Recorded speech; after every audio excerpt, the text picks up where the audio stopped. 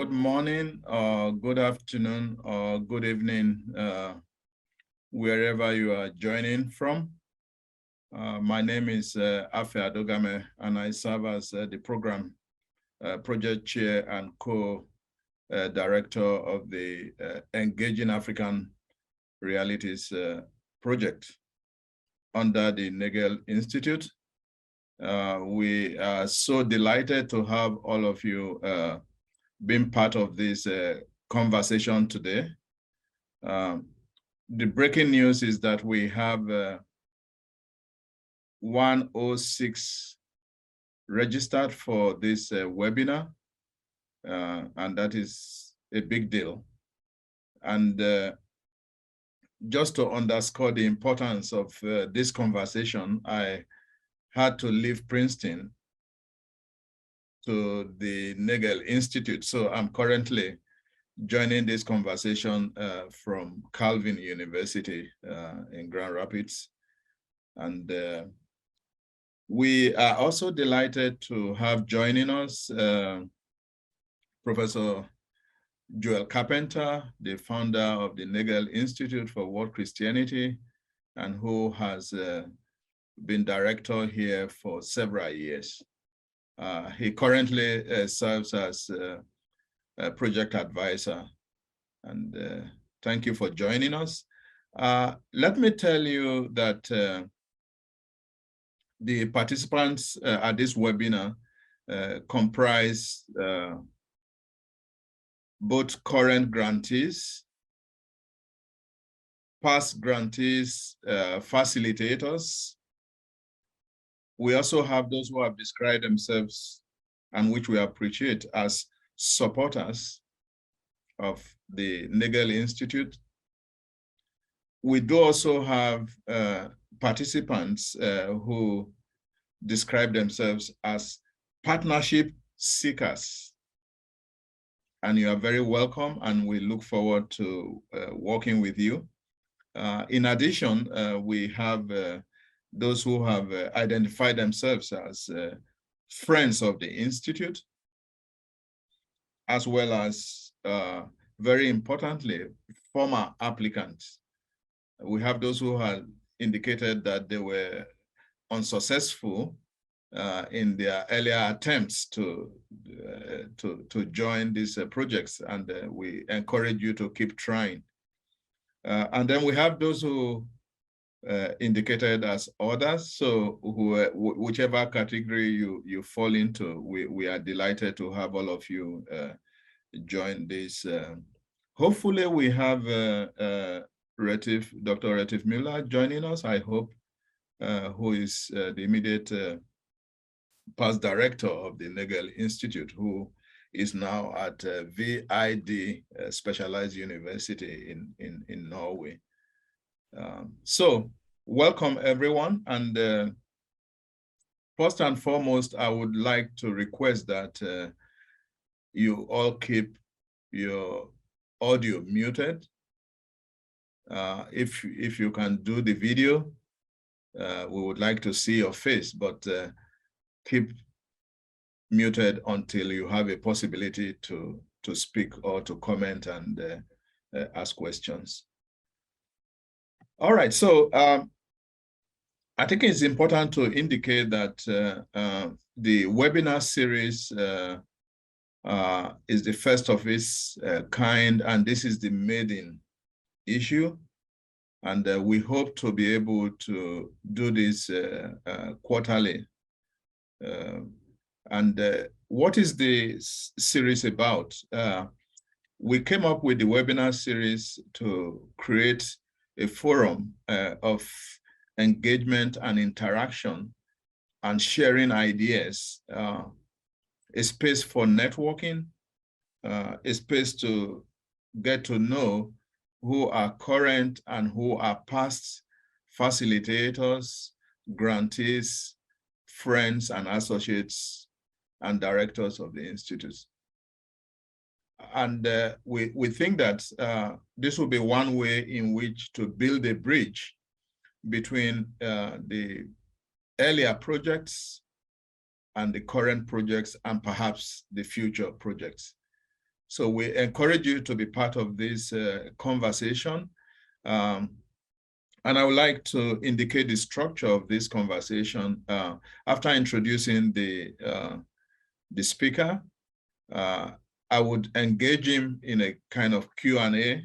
So we go forward and backwards for a couple of several minutes. And then afterwards, we would open it up for comments and questions from you. And we want to indicate that perhaps the way we would go, you have a possibility to ask questions or make comments. And one way is to indicate that you want to ask a question or make a comment by using the chat. Flag that, or you send your question and we'll be able to echo that on your behalf. Please, I will encourage us to keep muted for all time, except you have a chance to speak. All right, so with those opening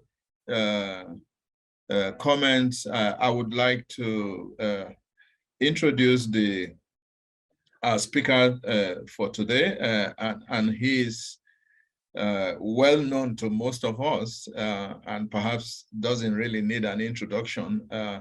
Professor Ezra Chitando teaches at the University of Zimbabwe and was a former recipient or a grantee in the African Theological Advance project before this. However, he has associated with Nagel Institute and programs for several years. And what we would like to do is just ask him to respond to his time prior to the Nagel Institute, before and after, and future. Perhaps this might be something to take away for our current grantees. And so without spending or wasting time to introduce him much more formally, I'm going to ask him to do that himself, because the CV in front of me needs at least 50 minutes to read. And I'm not sure that we'll have time for that. So without much ado, would I ask Professor Ezra Chitando, we would like to see your face. And not just seeing your face, I think people want to put something more than that. So my first question to you, who are you? Thank you very much. Good afternoon, friends. It's a tough question. I didn't expect that ambush. But, so first of all, let me take this opportunity to express my gratitude to the Nagel Institute and to colleagues and to you, Afe, and to everyone for, it's in the part of the world I'm in, it's a Friday afternoon, and people have sacrificed to come. So I deeply salute that. So who am I?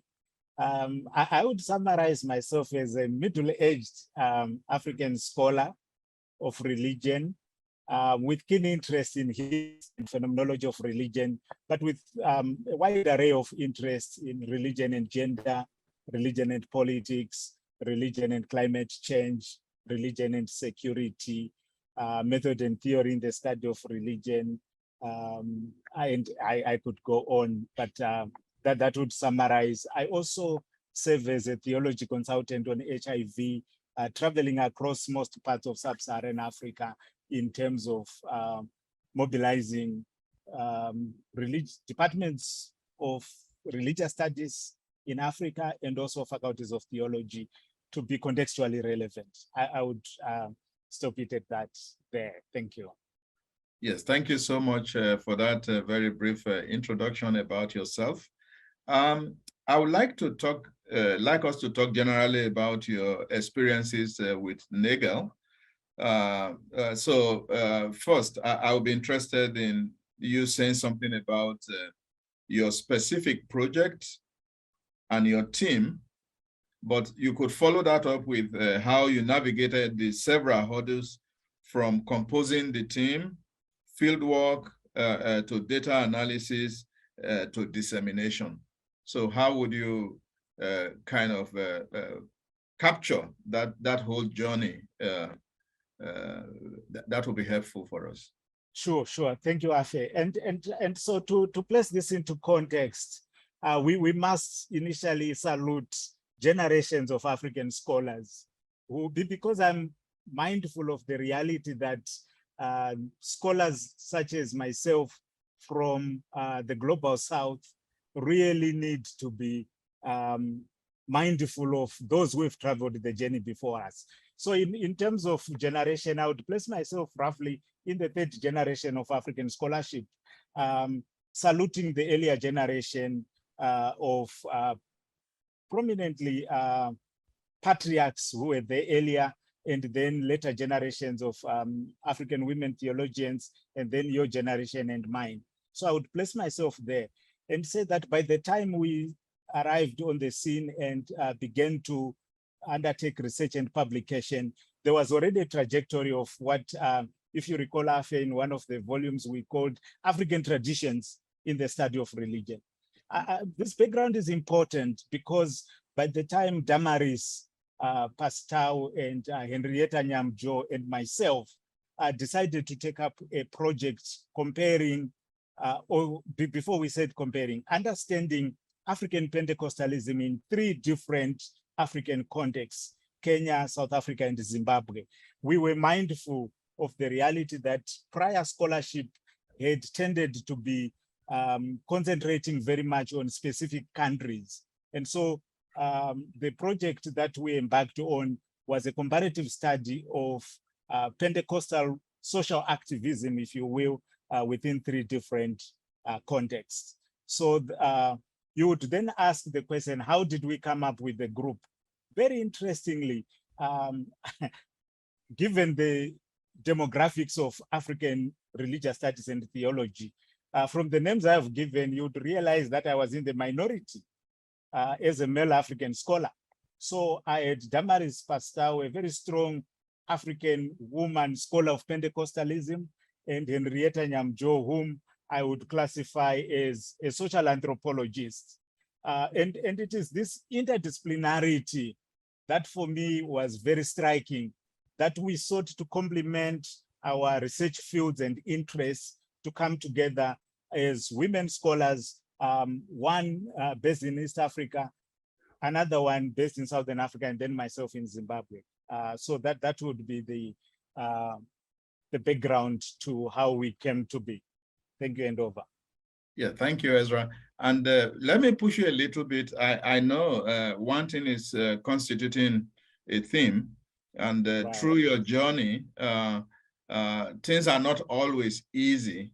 You know, sometimes ideas are flying here and there. Sometimes there are even personality squabbles. You know, sometimes you're thinking to the left and the other is thinking to the right, and so on and so forth. Without being too specific, could you share any instances of those kind of squabbles you had and how you navigated that? Thank you for putting me on the spot. So I've already said I was a marginalized male African scholar. So here I was with very two strong-willed African women scholars. And I must say I place myself as a very sensitive gender scholar, but I had to be very perceptive and receptive of the gendered analysis of my 2 colleagues who, because those who live the reality know it better than those of us who theorize. So in terms of the gender analysis of the status of women in African Pentecostalism, I must concede that I had always had a more romantic perspective, that when you study Pentecostalism in Kenya, South Africa, and Zimbabwe, Pentecostalism grants space for women's full participation. But my core researchers and core thinkers continued to, I sat at their feet, literally, in terms of gaining an appreciation of the internal dynamics of African Pentecostalism. Then, of course, the schedules that we had as 3 African scholars, my other commitments require me to be constantly traveling. At the same time, I have this responsibility in terms of the research agenda, and then meeting deadlines was not always easy. And I don't know if it's a confession. There's still an article that we are still working on 6 to 7 years later. So, and I say this to grantees and future grantees, it is not an emergency when you cannot finish the work you are doing within the set time of the research period. These ideas can continue well after the research period. Thank you, and over. Yes, thank you, Ezra, for that. I'm sure perhaps there will be those who are not familiar with your project. Of course, we will talk about the tangible outputs in a short while. Could you just whet our appetite, if you will? Could you recall what was your main research question? What were you trying to interrogate, looking at and Pentecostalism in those kind of multiple contexts? One of the main issues that has emerged within the critique of African Pentecostalism is the emphasis on the prosperity message. And the dominant critique is that because Pentecostalism, I'm struggling here to be politically correct, sells the ideal of prosperity, it then tends to be more futuristic and escapist. In other words, because Pentecostalism is a religious theology and orientation which markets itself as granting its adherents and clients immediate satisfaction, it therefore follows, according to this critique, that African Pentecostalism is not socially engaged. And so one of our key research areas was to ask, in what way or ways is African Pentecostalism socially engaged? And we thought that having 3 research sites within the African context would be a very interesting entry and starting point.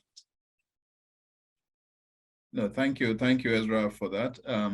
Let me ask you a bigger question, and feel free to take a bite at it from whatever angle. Could you share with the audience what your tangible outputs were, and perhaps also share with us how did you go about realizing them?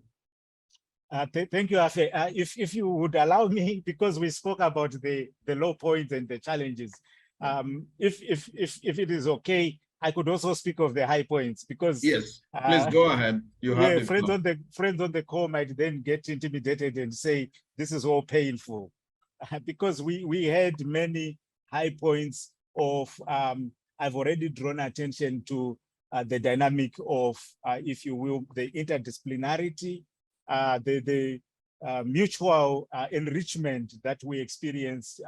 Someone bringing in the agenda perspective, anthropological skills, and then the history of religions approach, and even the theological analysis of what Pentecostalism in Africa offers. So those were some of the high points. The data collection itself had its high moments. What ran out clearly across the 3 contexts, however, was that the senior African Pentecostal traders, for want of a better term, are hard to reach. We struggled across the 3 contexts to interview the founders and prime movers of these Pentecostal movements. What were our tangible outputs, if I could now come to the question more directly? We were able, within the given time, to engage in conference presentations. So seminars and conference presentations within the different settings. That's number 1. Number 2, we were able to come up with a joint academic paper. I think we called it Citizens of both Heaven and Earth, Pentecostalism and social activism in South Africa, Kenya, and Zimbabwe. So that's in print. I think it's 2017. Then this one, which is still under construction, Damaris came up with a fascinating title, and she called it, and I quote, "The man of God is too busy to see you because he's doing God's work." End of quote. Which is a forthcoming article, which we hope to utilize to review the politics of access, research access in African Pentecostalism. And then, so this was the joint interaction. But on the Zimbabwean side, we were able to come up with a publication which we called an edited volume, Innovation and Competition in Zimbabwean Pentecostalism. The subtitle focuses on the mega churches. Thank you, and over. Yeah, no, thank you, Ezra. This is very remarkable. I want to piggyback on one of the points you raised, and that leads me into the bigger question. Looking at, I mean, retrospectively, the whole question of the upsides and the downsides that you faced, and you did raise one, which is the problem of access, or if you like, gatekeeping. And I wanted to, if you could flesh in that a little bit. You did indicate that this was your experience in the three contexts, and wondered why this was the case. So why did you think that there was that barrier? You know, the big men and the big women find it difficult to talk to you because they are talking with God. So one and I see Musa Dube is on the call. So I was told one of the strategies, if you are asked a difficult question in an engagement, you must always say, "I covered that in my next book." So so wait for it, it's coming. But on a more serious note, it would seem that perhaps 2-3 reasons, and we have not yet finished analyzing. Friends on the call can also amplify these points. It would seem that most African Pentecostal leaders are highly suspicious of academic researchers. And we need to undertake a more serious engagement as to why this is the case. Could it be that we have been ultra harsh on African Pentecostal leaders? Is there a hermeneutic of suspicion both ways, which needs to be negotiated? In the Zimbabwean context, there have been other global North researchers who have undertaken studies on Zimbabwean Pentecostalism, who have felt or experienced to have then gone ahead to write in courts negatively about these movements. So that's number one, in terms of the working, or the absence, if you want, of a working relationship between African Pentecostal church leaders in particular and academia. Secondly, could it be that we ourselves as African academics researching on African Pentecostalism have perhaps not taken the leadership of these movements as seriously to give them the respect that they deserve? So it's like I'm saying, it's an area that we need to engage further on and with. But we must also be, very interestingly, I'll give this anecdote. So one of the senior Pentecostal, African Zimbabwean Pentecostal church leaders, whom I could not interview in Zimbabwe, we then met at an airport in Nairobi, at Jomo Kenyatta International Airport, both of us waiting to board a flight to Zimbabwe. And we had the most informal but highly informative discussion. So here in Zimbabwe, surrounded by his bodyguards and perhaps spiritual protectors, I could not access him. But in Nairobi, we're able to have a very civil and very attractive conversation. Thank you. No, thank you, Ezra. Yes, I mean, the politics of big men and big women, I think is not unique to your project. I suspect that the current grantees who trying to navigate this, cankerworm of access.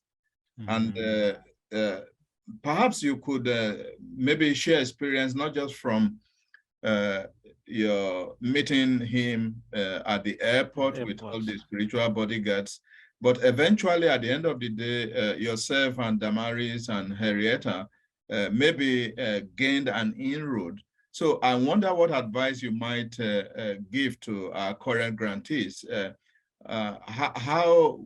What were your plan Bs and Cs, and how did you deal with, how did you manage to, if not opening doors, but windows? Yes, and I think we need a realistic approach. Number one, to realistically approach this matter by acknowledging that in the final analysis, it might not always be possible to see the ultimate founder of the movement. And so we must make then plan B, which is to interface with the higher ranking members of the movement who could perhaps furnish equally competitive and valuable information. Then thirdly, the availability of narratives of the founding of these movements is awash online. And so we must then school ourselves in the techniques and art of media analysis of the material that is extant and available online. And those are some of the strategies that Damaris, Henrietta, and myself had to resort to. Because within the given time of the study, it was not possible to interface with the founders themselves. No, thank you. I think that is quite helpful. The possibility for us to think, think ahead, have a plan B and C, and not lament that we cannot reach the big men and big women. Now, in that line, I wanted to ask what advice you would have for current grantees who are in the mid stages of their project, having gathered data in the last 1 year, and they are now slowly moving to the stage of interpretation and analysis. And this sometimes can be kind of a big problem for those who are not veterans in ethnographic work. So perhaps you could shed some insights as a veteran. How do you navigate this transition from data collection into, making sense of the data, but also beginning to think about, yes, where should this go in terms of my findings? What am I thinking about? I know this is a very big question, but the audience would not mind whichever way you bite on it. Afi, how time flies. So today I sit here as a veteran, and a few years back, I was one of the greenhorns in academia. So I'm mindful of how time flies, and I'm aware of that some of us have now been in the trenches for quite a bit of time now, and have researched. There's a good article by Rosalind Hackett, which she calls Field Envy. I think it's in the in Field Work in Religion, where she analyzes this dynamic of how do you go to the field. A few and other experienced veterans on the call can also come through and share experiences. But what I would say to colleagues who are now in that stage is, and I'm a soccer fan, so I've seen experienced footballers taking penalty kicks in football. One of the things they do and do very well is that they take their time. If you want to predict, and the World Cup is coming, I'm not sure Nigeria qualified, yes. So if you want to predict a soccer player who is going to miss his penalty or her penalty, now women have done very well also in football, is you are going to see them rush the shot and they're going to miss. And so one of the things we need to do in academia is to, because there's also pressure for us to publish. I think it's Francis Nyamjo who has an article, publish it used to be said publish or perish, but he now says you both publish and perish. Because if you rush, the danger is real that you may then not do justice to the data. So the theme of patient analysis of the material that one has accumulated is, because I think it's a good problem to have excess data, which you then analyze as you go, than want to finalize everything within a year or two. So I would urge a lot of patience. That's number one. Number two, I would also argue, and we can debate, that the material so accumulated must then not be seen narrowly only in terms of the Nagel projects. I must use it here and here only, but to appreciate that it's a grand opportunity that one has had to inform their future engagements beyond the duration of the project. So to those grantees who have been fortunate enough to get this breakthrough, it's a lifetime opportunity to set the agenda for the next 5 to 10 years. The material would still be very helpful. So those would be my two recommendations, but other veterans on the call can also add. Thank you. No, thank you, Ezra. That is very helpful. I remember vividly that during your time, the Nagel Institute awarded, if I'm correct, 16 projects. So there were 16 projects. Sorry, if I'm right. And I wondered, as you did your work with Henrietta and Damaris, I wanted to ask you to what extent you explored building bridges with other projects, and if you did, are there examples you would like to share? This for us was almost a missed opportunity, but we recovered in the next grant that the late Nisbet Taringa held. It's very interesting that this project, which the late Nisbet Taringa was coordinating, was on Gukurahundi and violence in Zimbabwe. And so when we met in Kigali, we were able to say, but it seems that on the African religious studies and theology market, there are very few works that deal with healing and reconciliation.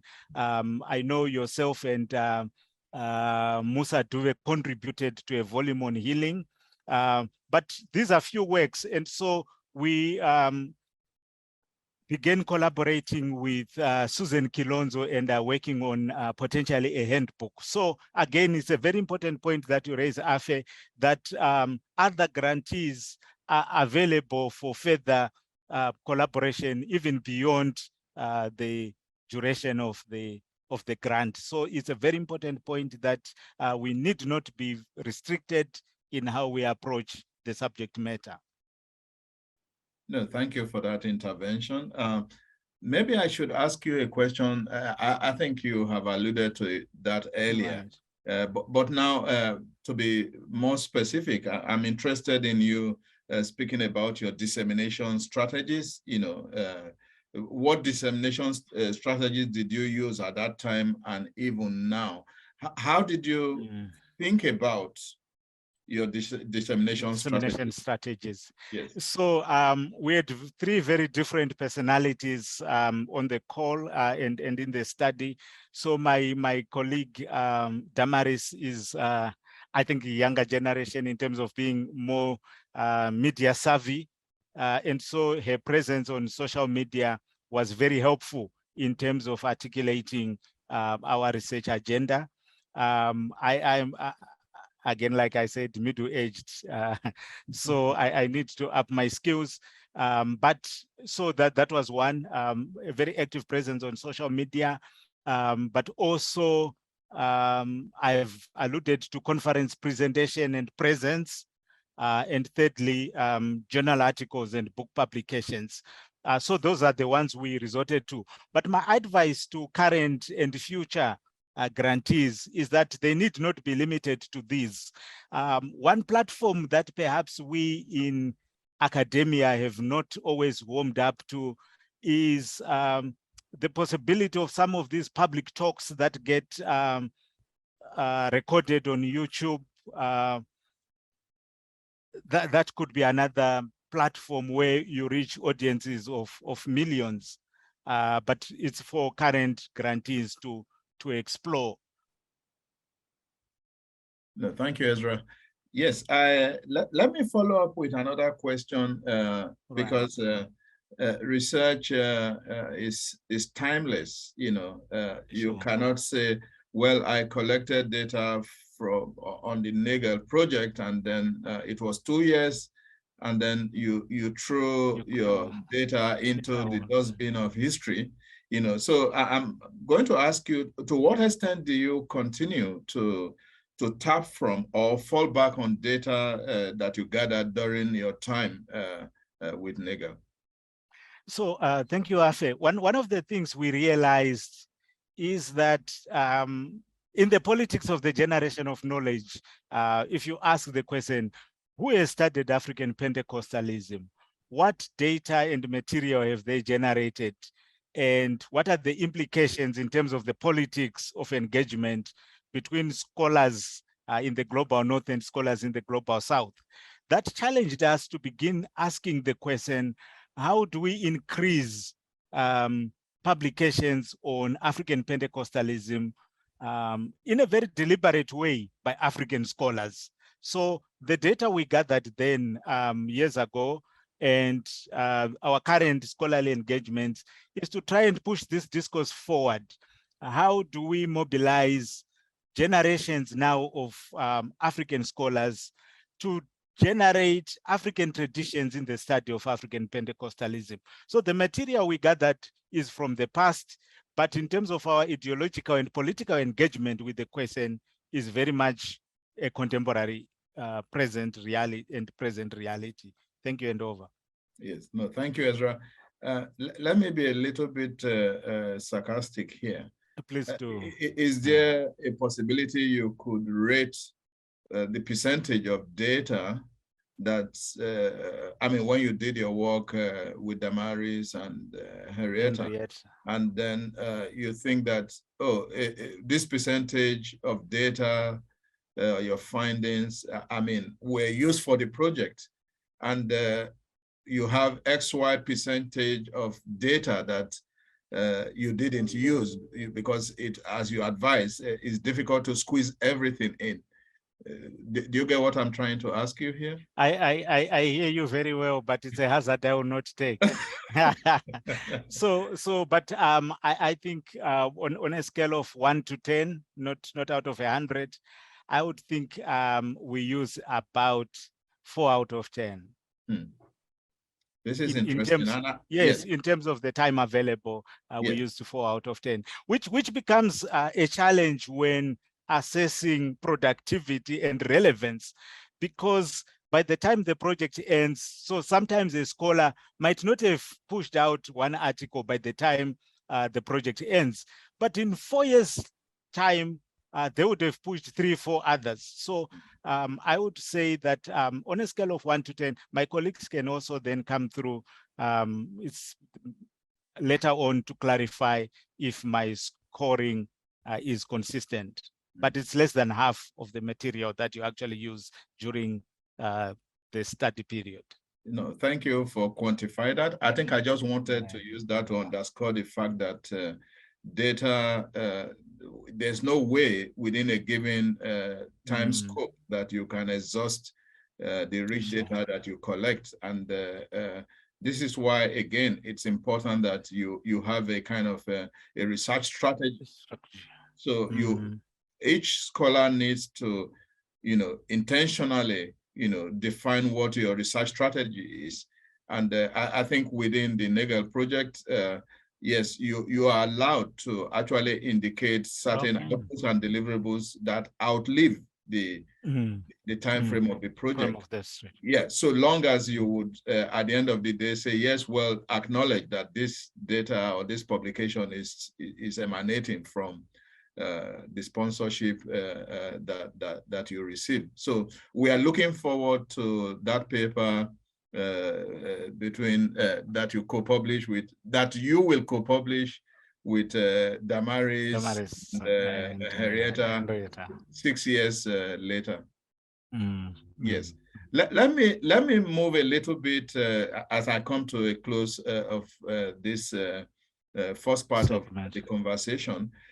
You do know that curriculum development is central and core to the Nagel Institute. And I would like to ask you now, to what extent the results of your projects, the findings and all that, how and to what extent has it shaped and reshaped both your teaching, but also the curriculum in your department and university? Is there a way you can capture how the afterlife of the project, that you were engaged in, helped you to revitalize or to frame new questions or new courses, and how that impacted on the departmental or the school's curriculum development?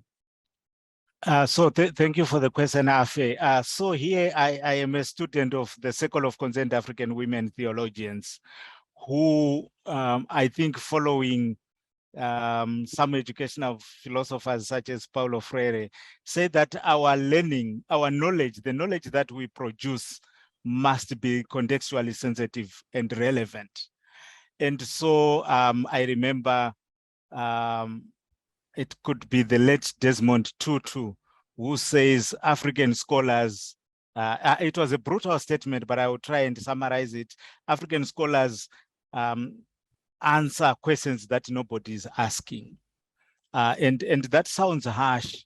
And so one of the things that we have needed to do, not only in Zimbabwe, but within the African theology and religious studies context, is to develop course material that allows our students and graduates to come up with concrete knowledge that is usable within their context.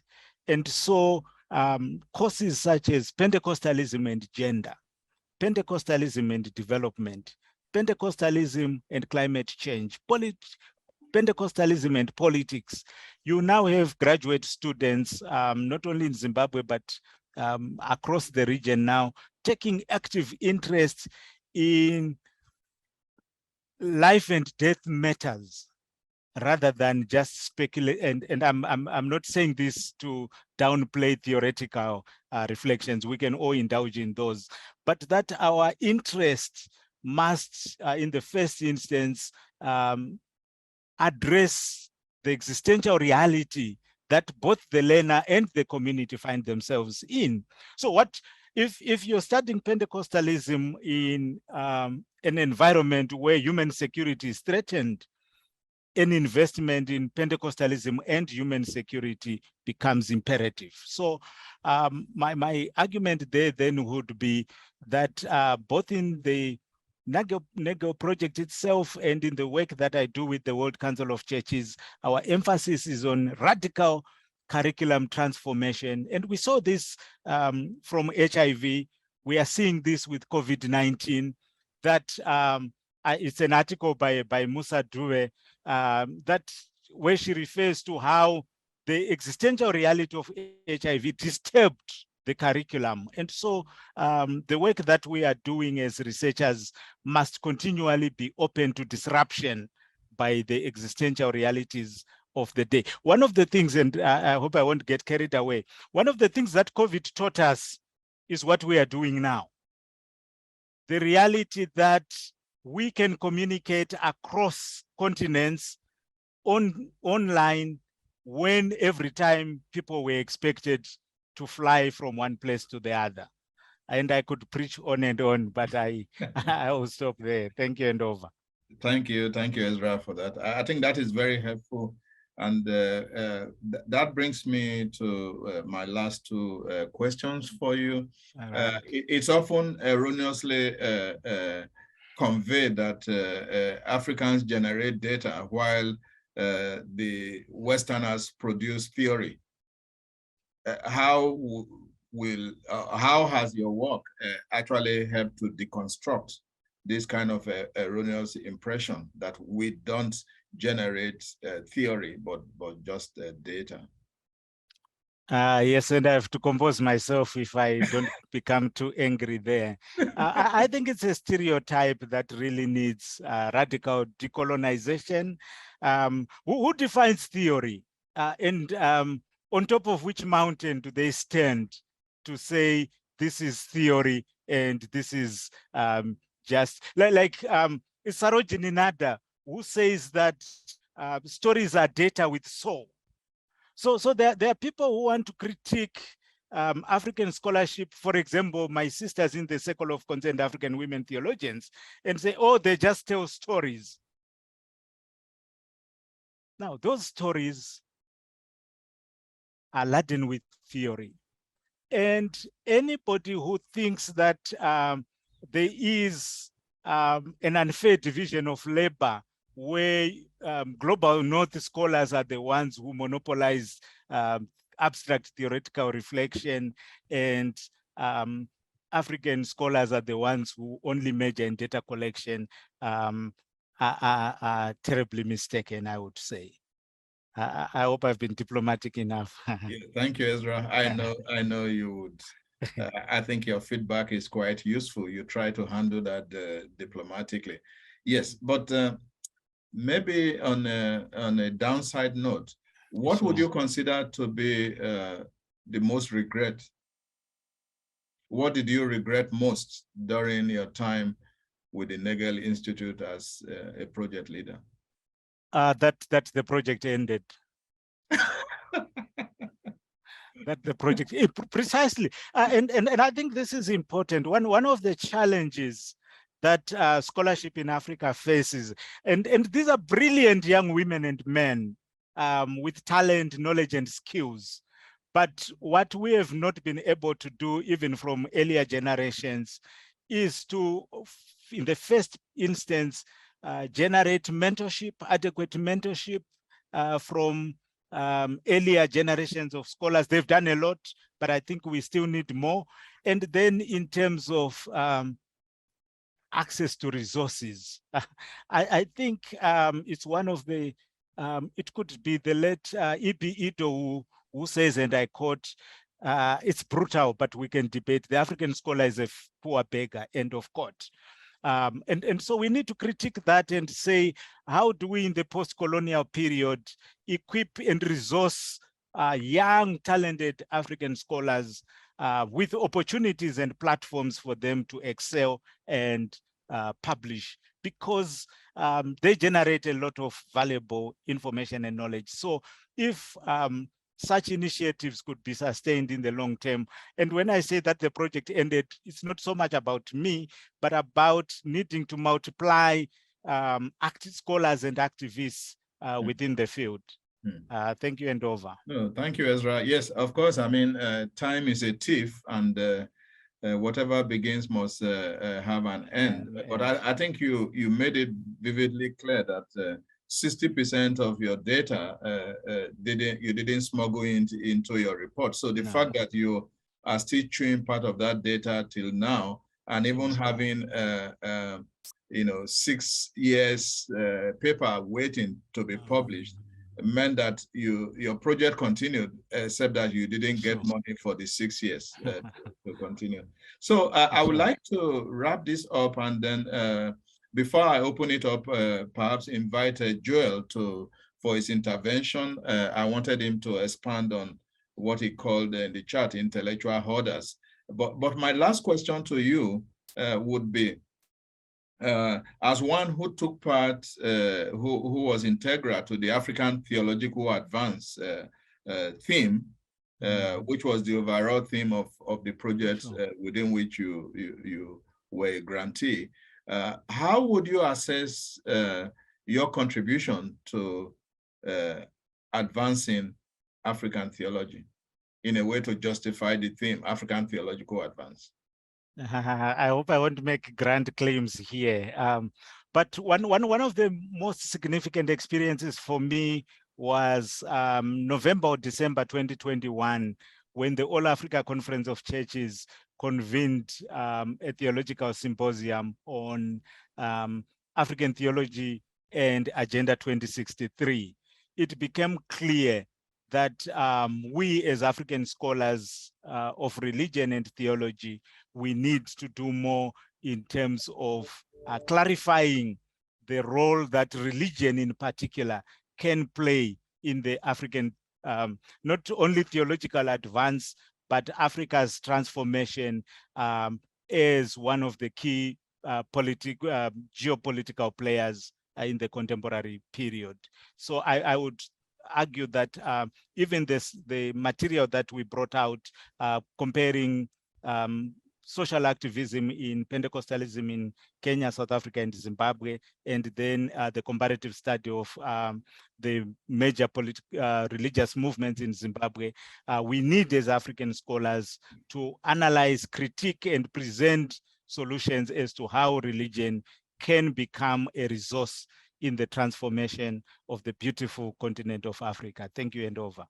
No, thank you so much, Ezra. I'm sure that if we were to continue, we can go on and on for another 3 hours.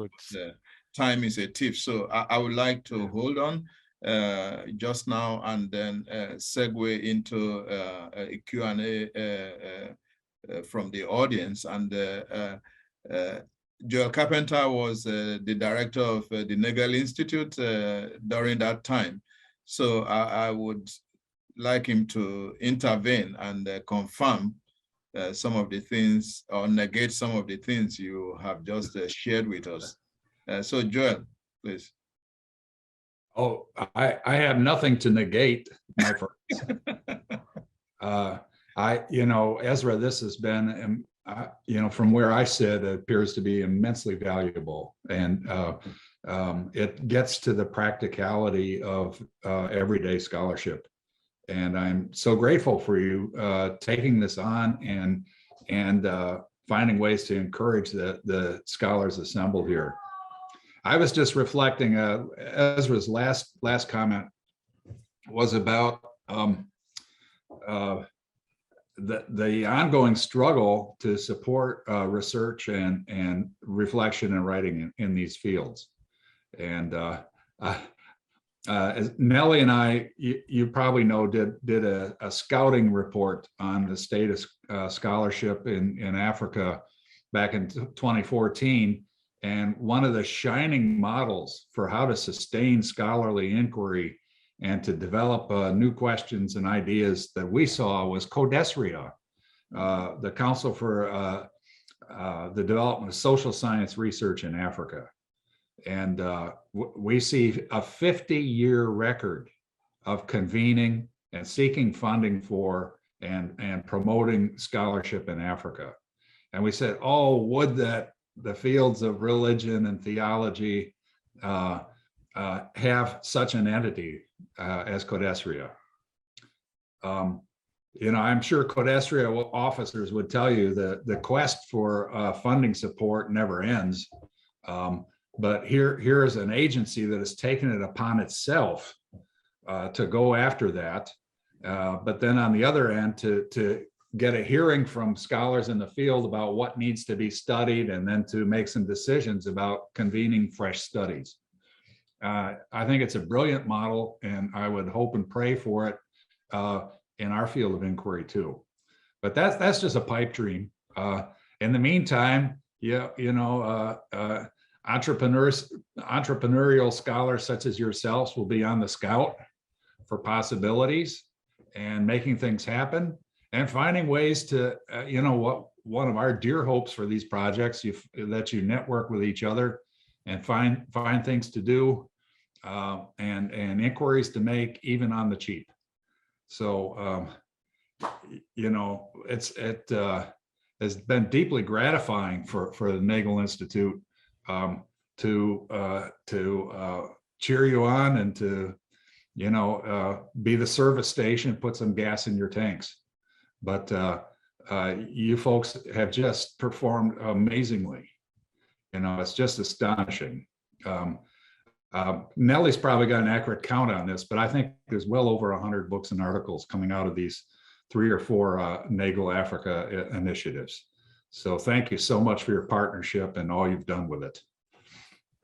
Thank you, Joel, for that intervention, and thank you, because without you, this whole program would not have existed. And we know that in the past several years, you've contributed tremendously, in mentoring and actually providing spaces for African scholars, both early career and senior scholars to fly. So we are very indebted to you, because you are retired but not tired. You continue to give advice and provide open windows and doors for African scholars. So we are indeed grateful. Oh, my pleasure. It's been a great privilege, folks. And I hear my granddaughter downstairs, so I better feed her some pancakes. Yes, this is why. Thank you. So I would like to open it up for questions and comments. Feel free to share any experience from your own project, both past and current. So the way to go is either to post your question on the chat box, or signify virtually, and would call on you to unmute. And Kiyama has a question for Professor Chitando. So please introduce yourself and what project you are in. If you would like to unmute, please do that. Kiyama, you have the floor. Thank you so much. I'm Kiyama Mugambi. I'm one of the grantees who got the grant in this particular round. We are 6 of us working from Nairobi, and we are studying communality in various Pentecostal expressions. And my core PI is here as well, Reverend Dr. Okello Ogera. My question has to do with the fact that you are in different countries, and the question I had is that you're working from different places. You have someone in Kenya, someone in Southern Africa, and so on. How did you navigate keeping the project going from different geographical locations? What did you learn there, and what are some things that you would say for people who are running projects with various geographical challenges? Thank you, Kiyama. Sorry, Afi, can I do I take it immediately, or we collect a number? Yeah, if you will, or maybe Yeah. I add one more so that we can take 2 at a time. So let me invite Tayo. Tayo, unmute and. Okay, sir. Good morning. We could also benefit from seeing your face, if you don't mind. Okay, let me just okay. Okay. We didn't get ready for. So please introduce yourself and say what project, if you are current or past or future. Well, my name is Tayo Weye. I think I belong to the 3 streams: past, because we've been working for the past 1 year; current, I'm here now; and future, we hope to meet with other grantees in the future and share our experience. I belong to the Olatunde Gumbi's group, Shared Sacred Spaces. We are 6 in number in different states. We have 3 sites that we're working on. Two hills, one with a traditional shrine and with some interactions with the other religion. The second is in Ilori, where the Christians and Muslims pray on the same site. And then the third is at the beach in Lagos, where all the 3 religions pray together. We're looking at interactions, dynamics, patterns of relationship on shared secret spaces, basically looking at indigenous values emerging from it that we can use to douse tensions and promote complementary coexistence within these spaces in the midst of conflicts everywhere. At least bring some good news to the world by our projects. So that is what we are looking at. And I would like to appreciate Ezra for that wonderful experience. It's so nice to hear someone passing through this phase and giving us reflections of what he had actually passed through and how they were able to get through it. My question would go back to that statement made by Professor Jewu while we were in Cape Town. That has been like a wake-up call for me and my group, especially for me, that we should not endeavor to end with a wimp, but end with a bang. And so the question is, if you look at your work, would you say at the end of the project, at the end of the 3 years, did you end with a wimp somehow, or you ended with a bang? That is one. Two, like we say in our place, when you have a group that are hot heads, that are cold heads, so the mixture of interaction. So I know you're like 3 in your group, and like any business that has partners all around. In case you have any sleeping partner, so to say, how do you advise you wake them up with your work? Then I heard you were talking about a book project. I sincerely appreciate your talk on the long-term usability or effectiveness of the data. Yes, you cannot, if I look at the data I have now, doing transcription, doing translations, there are hours of issues coming out from it. I'm looking at even methodological issues with my research assistants that we had some issues even on the field. And I was just reflecting on it. And with that, how would you say one goes about book projects where you need your members to contribute, or you would invite other experts to join you in that book project? And how did you get someone or a publisher? What was your experience like in that area? Thank you. Thank you, Tayo. So Ezra will respond to your questions and that of Kiama, and then we will take a second run. Ezra, please. Thank you, Afe. Thank you, Kiama. Thank you, Tayo. So a number of questions there. Let me begin by perhaps encouraging both colleagues to say Kiama's initiative on Pentecostalism and community. I'm thinking of the project that Professor Musa Due is also involved in on Ubuntu.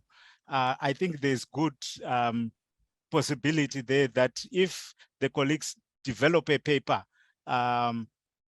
it can be shared in that volume, because communalism is part of this I am because you are therefore I am. I'm also thinking of Tayo's very brilliant and well conceptualized initiative on shared interfaith spaces, and I'm thinking of the volume that Sue Kilonzo is editing with Joram Tarosarira on religion, peace building and development in Africa. So we could have a conversation afterwards, and I would link you up with these colleagues who are also looking for platforms for African scholars to have an opportunity. Now, very quickly, the book projects, you are very much right, Tayo, in anticipating that a book project will require the investment of others beyond the current contributors. You might also need to look at other younger upcoming colleagues who still have the drive to publish, so that your initiative is not held back by Ezra, who will say, please give me 6 more months for me to even begin thinking about your initiative. So please take that route. Here's the good news, and other veterans on the call can vouch and confirm. The good news, friends, is that publishers are desperately looking for authors. Publishers in Africa, in Europe, in North America are always looking for authors. The responsibility that senior African scholars in diaspora and on the continent have is to be able to critique these book proposals when they come. Critique them in a way that improves the quality of the work rather than proposing rejection of manuscripts.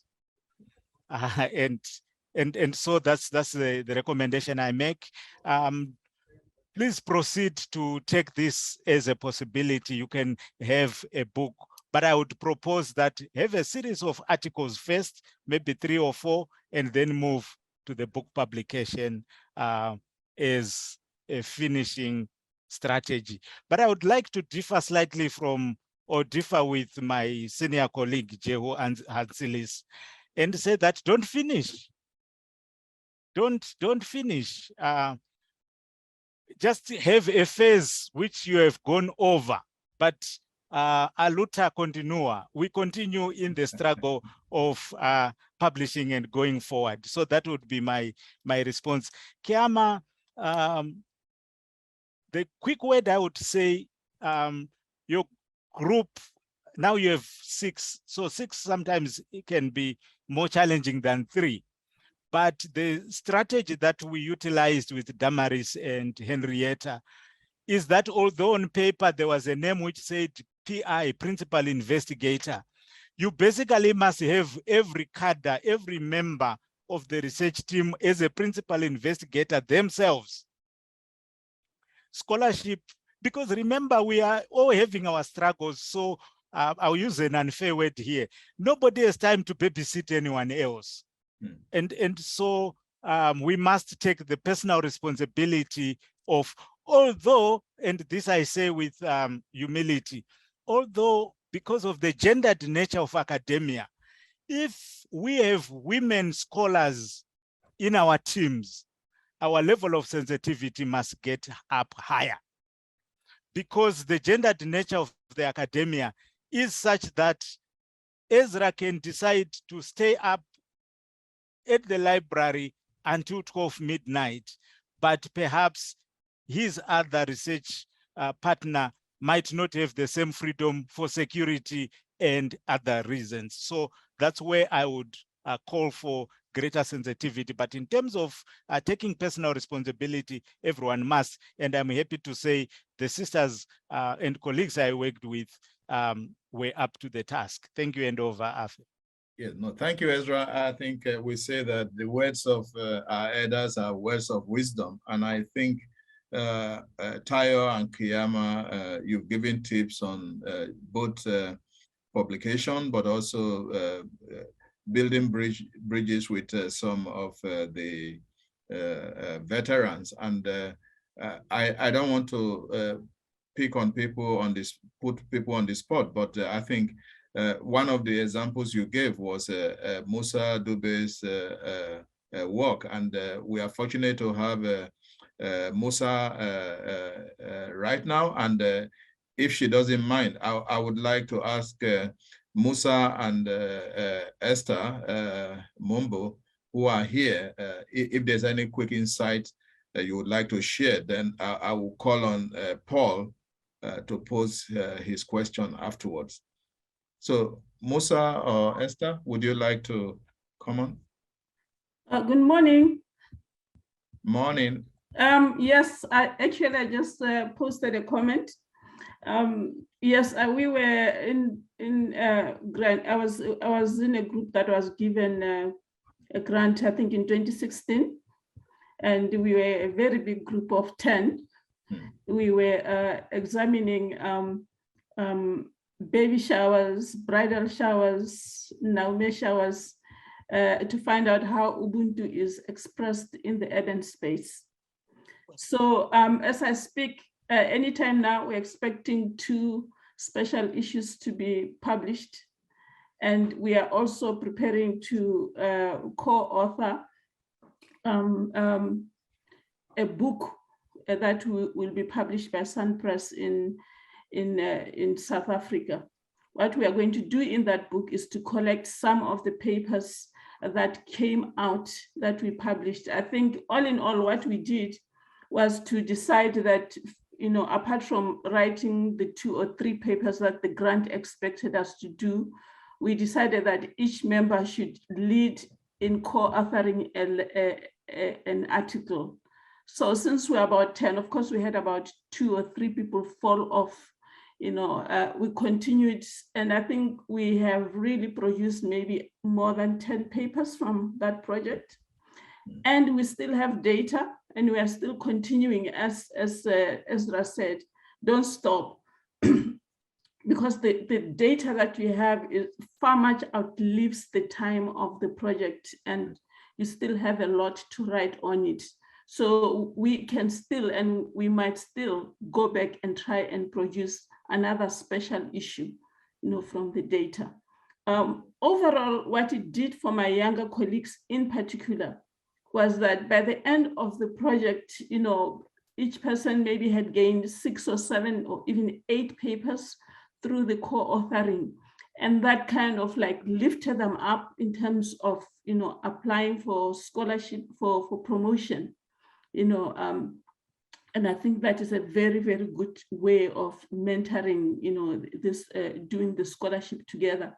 One of the things that we are yet to learn, you know, maybe in the theology space, is this thing of co-authoring.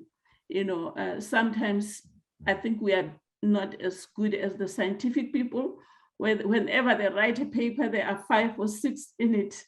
You know, we tend to go it alone. But this project, one of the things that it did for us in my department and those who were in it was to learn how to co-author and how it really does build a community, you know.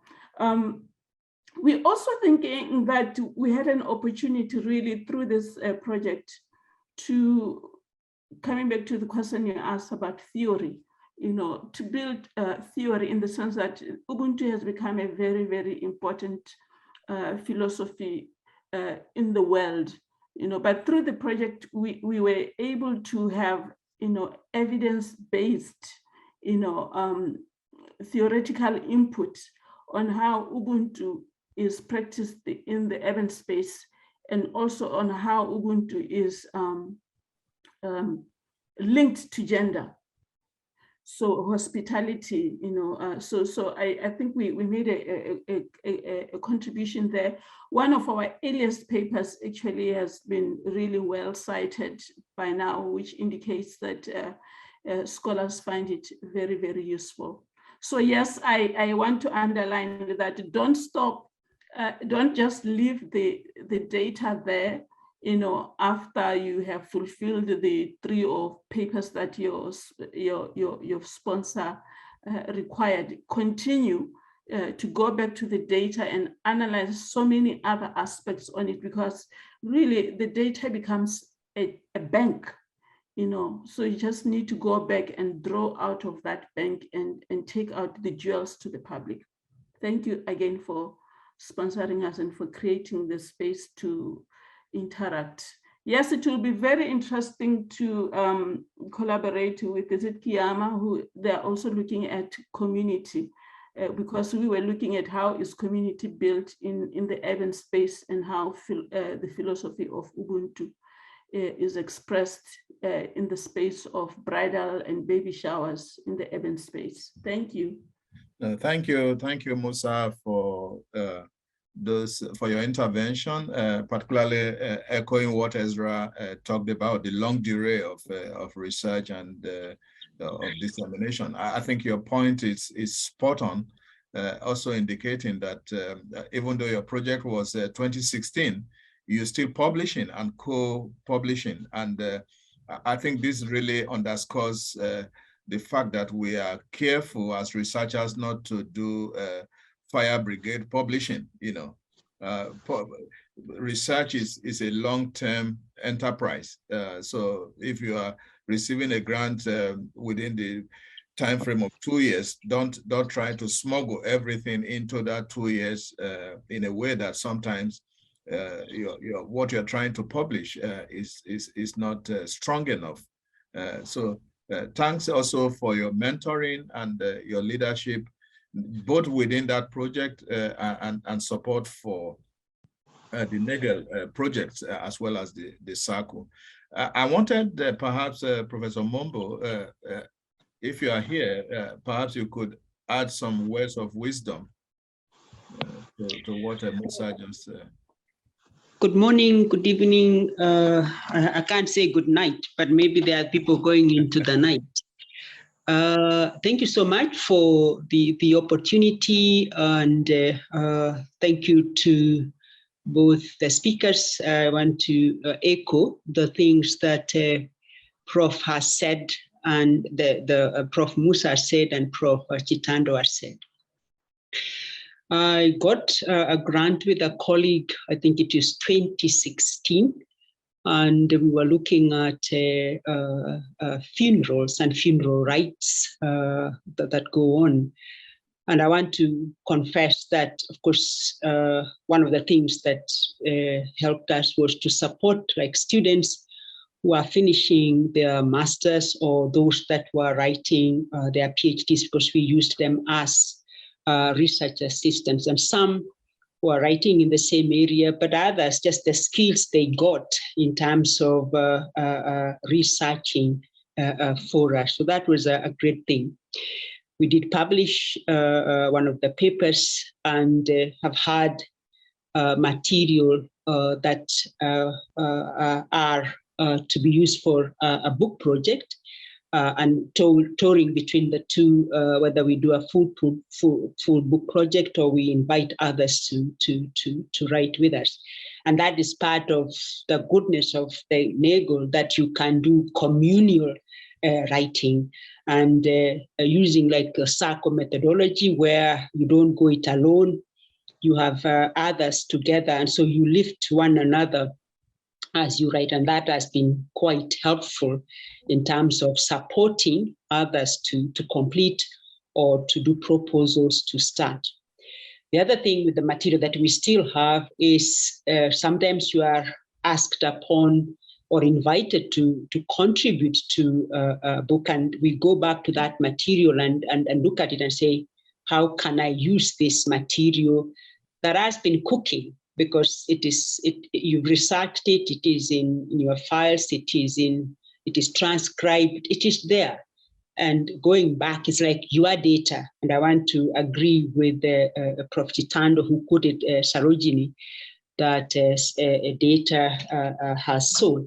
And so we go back again and again to sift through it, see in what ways can we use it in the current reality. So there were questions that were asked that time, but there are also newer questions, but that material can still be used to respond to the newer questions. So it is not a waste if it is not used. It is you can go back to it, you can sift through it, you can add on to further research that one is doing.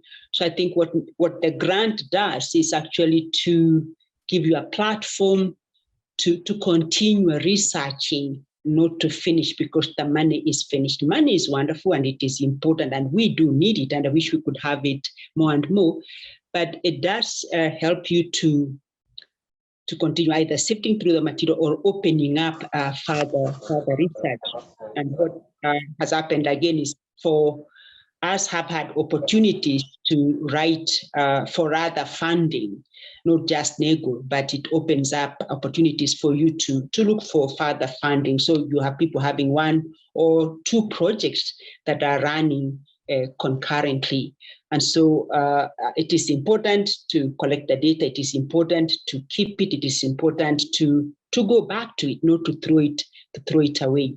But also this communal writing that I think Prof. Musa said is important, because then we lift each other's hands, we support each other, not in babysitting, but also in critiquing and challenging each other, that no one, to use the metaphor, no one is left behind within the academic space that you are. So I'm grateful that this was an opportunity. It has opened other avenues, but I'm also grateful that I can see former students that were researchers now ongoing with further work. So I do encourage those that are writing now, and do encourage that you keep links with those that have gone before, because as others have said, it is ways of working together.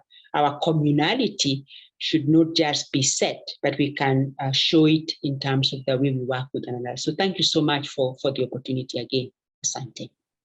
Yes, no, thank you so much, Professor Mumbo. And I think just to remind you that this webinar series is a forum to build bridges, to connect between senior and early career and graduate students who are involved in ethnography and research work. And I will encourage you, at least having listened to Ezra, Musa, and Esther, they received projects a couple of years ago, and they are still part of us, providing mentoring. So feel very free to reach out to any of them if you do have further questions and need some kind of support and advice.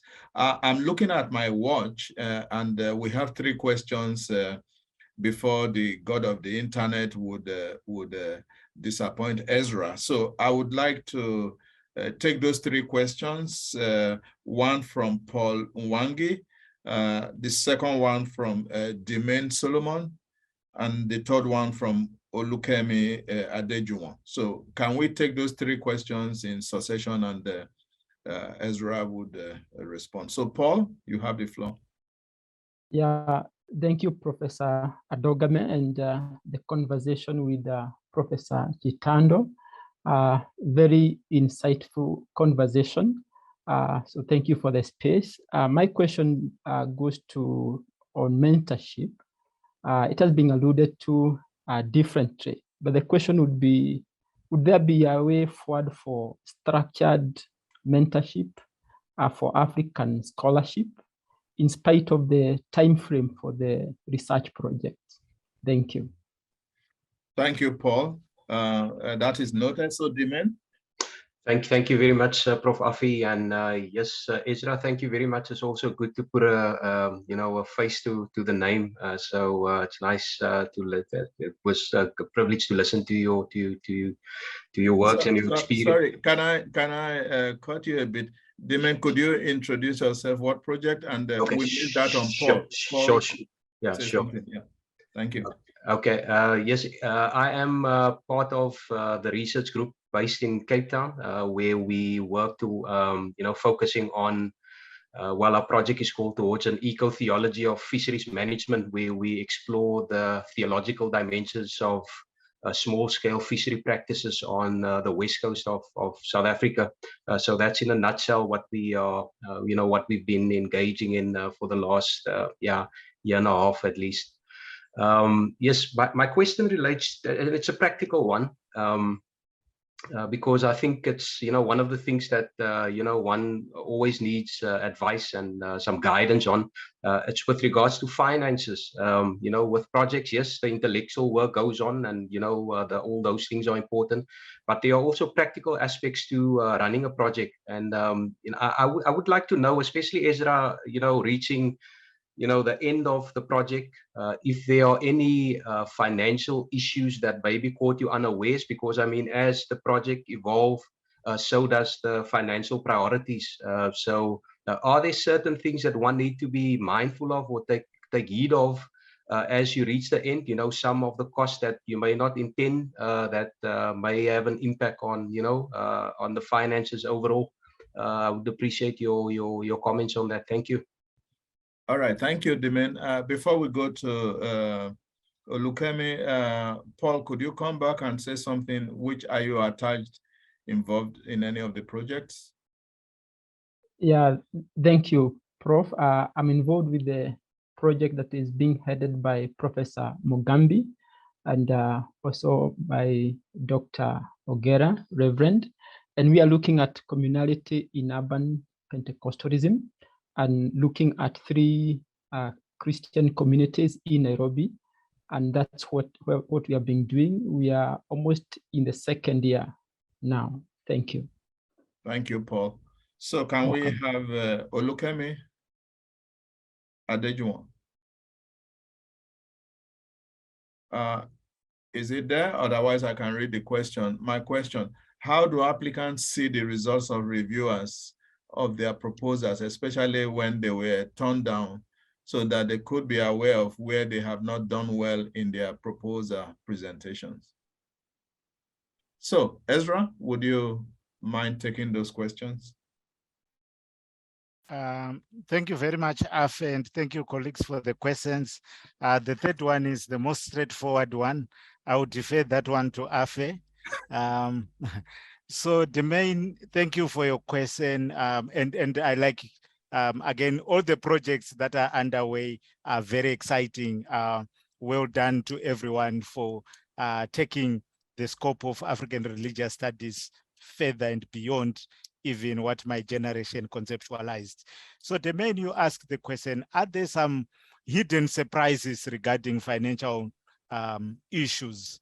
My experience with the Nagel is that they were very helpful in terms of the accounting processes, so that by the time the project comes to an end, there's usually an alignment between the resources that are available and the costs that have to be met.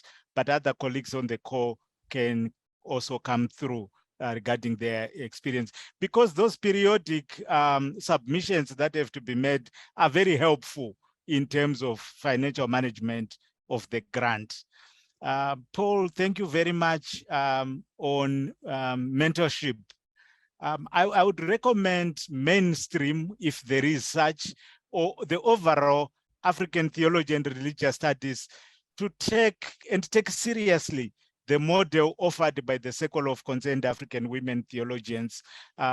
My 2 sisters here, Professor Musa Due and Professor Esther Mombo, have shared with us quite subtly but very clearly the model of succession and mentorship that the Circle brings to its members. And so this model, I think, needs to be expanded to African departments of religious studies and faculties of theology, because they say, after all, there can be no success without a successor.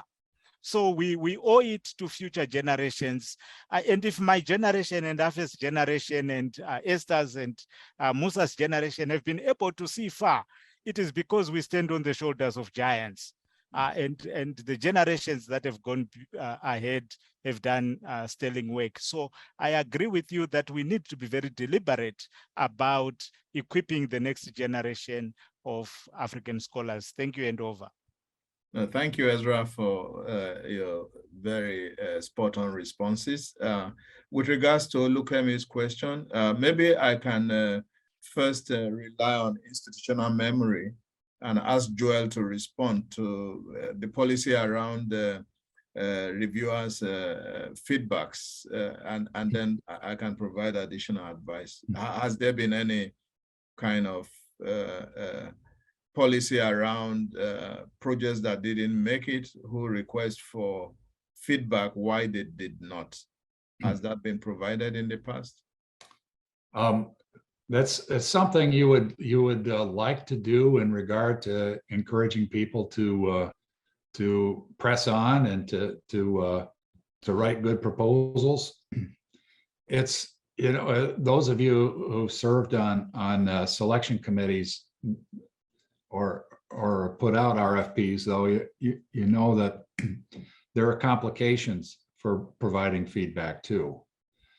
One of those, especially if you have another round of awards to make the next year or so, is the the proposer's expectations. So they said, okay, they provided me with feedback and I've made changes according to what they said, and now I should get a grant, right? You know, not realizing that every time there's an RFP, it's a fresh competition, and the dynamics change because the players change. Often folks who put out awards are reluctant to provide feedback because they fear that it might be assumed that this is coaching. I really regret that. You know, I would love to see every proposal reach its potential, but it's a bind. It's the dilemma I think that grant makers have, and certainly members of the selection committee don't want to be lobbied by grant seekers, and so it's. You know, I wish we could do more by way of feedback, but it's a tough situation.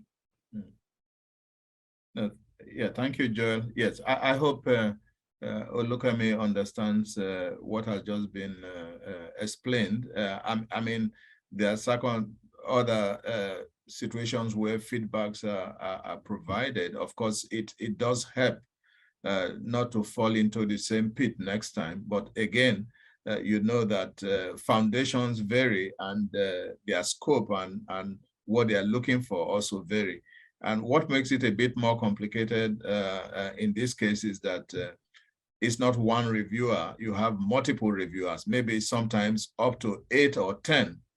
So if you are requesting for feedback, it means a collation of all these, you know, maybe sometimes very different feedbacks, and all that are negotiated, because even the feedbacks change depending on the level, first level, third level of review, and fourth level, and so on and so forth.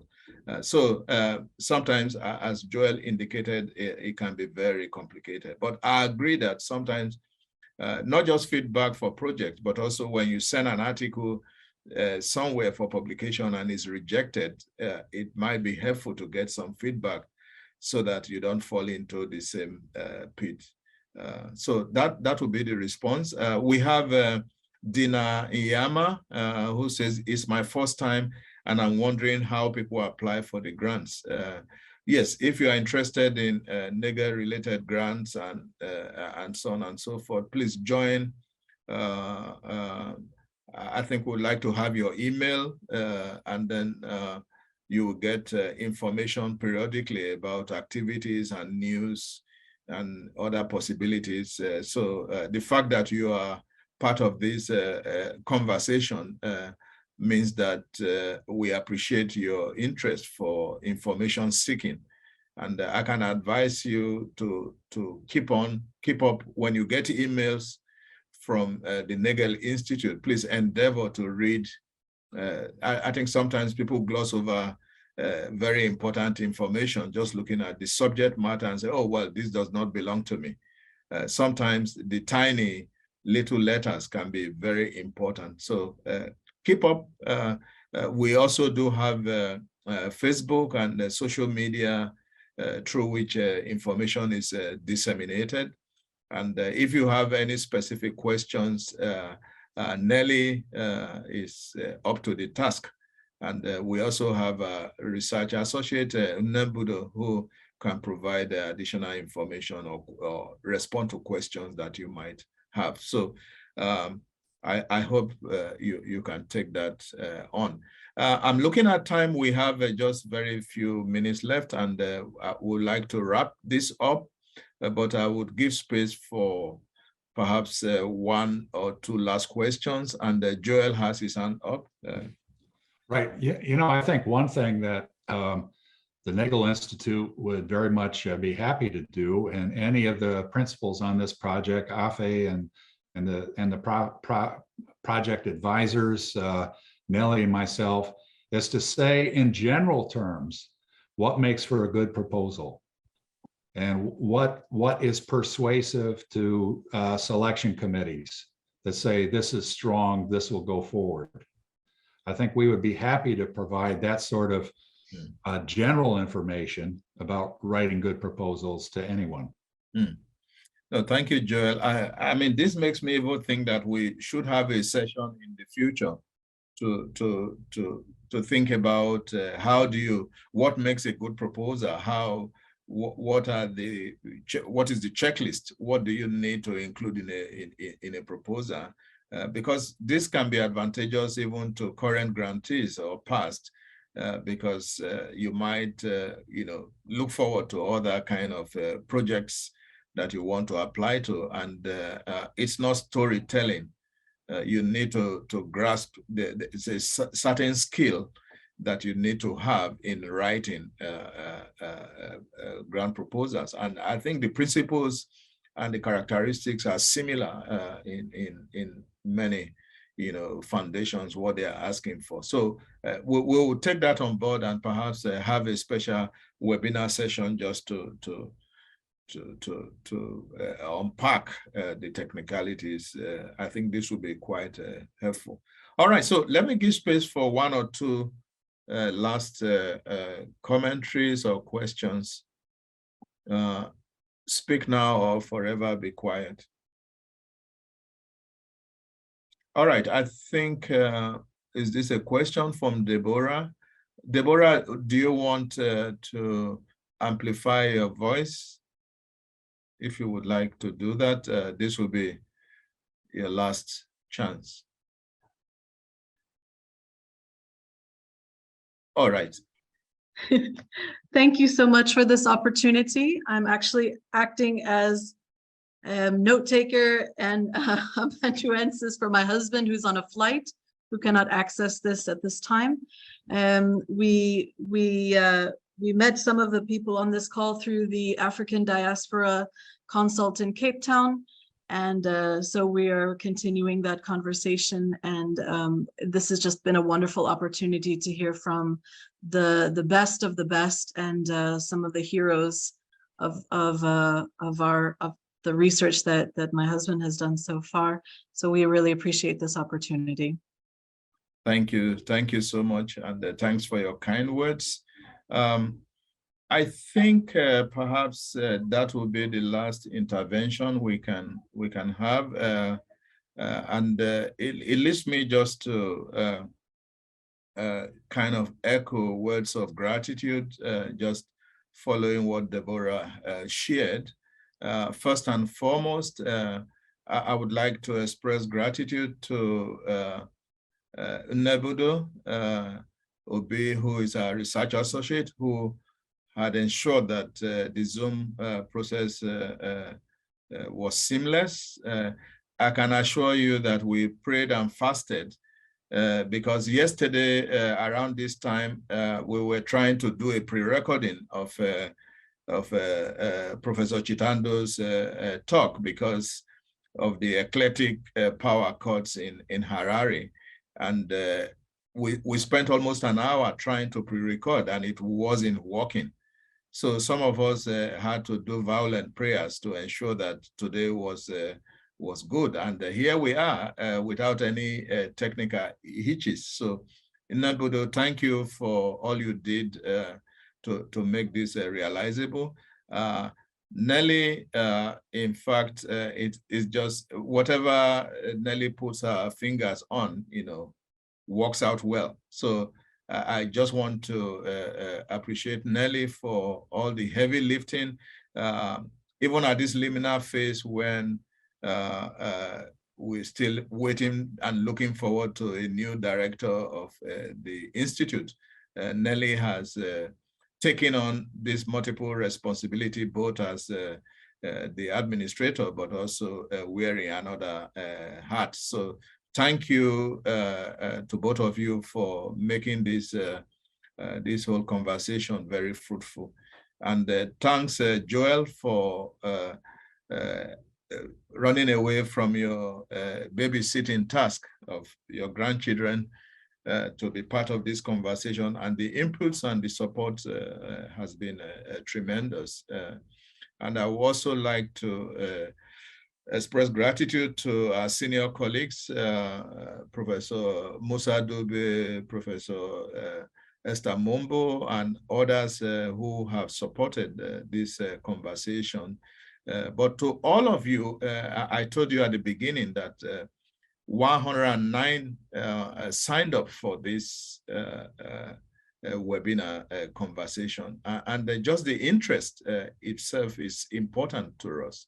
The fact that you think this is something viable, and we want to encourage it, and give us your suggestions if you think of burning topics that you want us to interrogate besides just sharing past, current, and future experiences with the Nagel Institute. We'll be very happy to take those on board.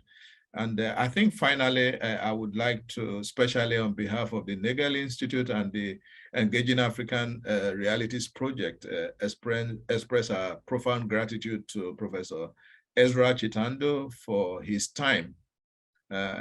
He can tell you that he's an airport professor, and to track him down is a big deal. So we're happy that even though the demons of the internet posed a challenge yesterday, they gave up today because of big fasting and prayers and big tithes and offerings. So thank you so much, Professor Chitando, for not just the pieces of advice that you've shared, but I think the words of encouragement to our current grantees cannot be underestimated. And people look up to you, and many, I was teasing you that for bringing over 100 people to this platform, perhaps you are becoming more important than the president of Zimbabwe. So we hope that all of you who have taken part in this conversation will come back next time for the next issue of the webinar. So from me, my appreciation, and have a great morning or afternoon and evening where you are. Please keep in touch.